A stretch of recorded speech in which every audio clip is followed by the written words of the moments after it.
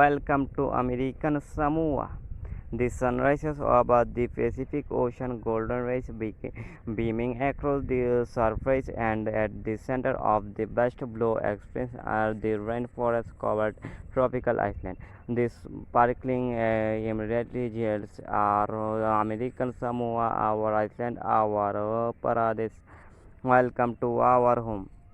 Our island from the eastern arm of the Samoan architecture, home to Polynesian, proud of their strong Samoa culture and heritage, where family life and Christian value from the basis of our society. Add to this our statue as a United States territory. It is only domain in the southern hemisphere, and you have Iceland steeped in history and culture yet to be discovered by holiday travelers.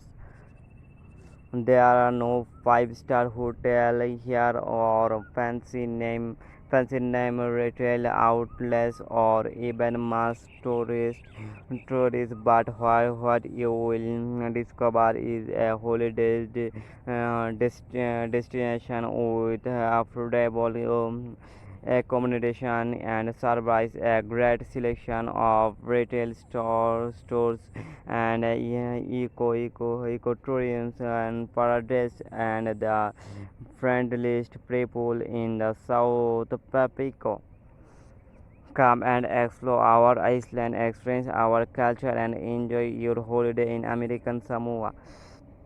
Log in on a beach yoga and many monster stop hiking in the national park, stonking the surrounding lagoons, visiting historical World War site, diving in our American century of simply shopping and draining our own local fare. Choosing will be the hardest thing you will ever do while on a holiday.